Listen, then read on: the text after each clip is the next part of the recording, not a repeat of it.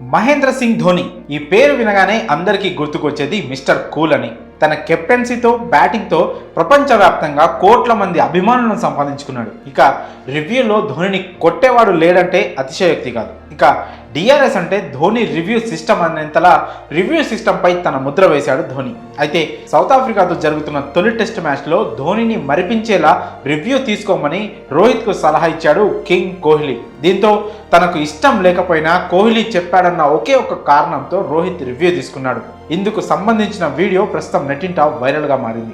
South ఆఫ్రికాతో జరుగుతున్న తొలి test రెండో రోజు ఆటలో ఈ ఆసక్తికర సంఘటన చోటు చేసుకుంది. ఇందుకు సంబంధించి పూర్తి వివరాల్లోకి వెళ్తే, రెండో రోజు సౌత్ ఆఫ్రికా బ్యాటింగ్ చేస్తున్న క్రమంలో క్రీజ్ లో డీన్ ఎల్గర్, కైల్ వెరెన్నే బ్యాటింగ్ చేస్తున్నారు. ఈ ఎండ్ లో 42వ ఓవర్ వేయడానికి వచ్చాడు debut bowler Prasidh Krishna.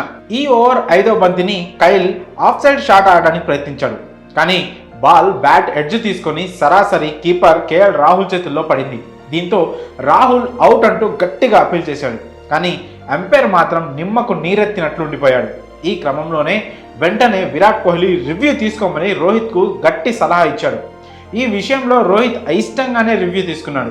Replay చూడగానే బాల్ బ్యాట్ ఎడ్జ్ తీసుకున్నట్లు స్పష్టంగా కనిపించింది. రివ్యూ సక్సెస్ కావడంతో రోహిత్ షాక్కు గురయ్యాడు. దీంతో 4 పరుగులకే వెరెన్నే 5వ వికెట్ రూపంలో ఫెవిలియన్ చేరాడు. ఇక ఈ వికెట్తో తన టెస్ట్ కెరియర్లో తొలి వికెట్ సాధించాడు ప్రసిద్ధ్ కృష్ణ.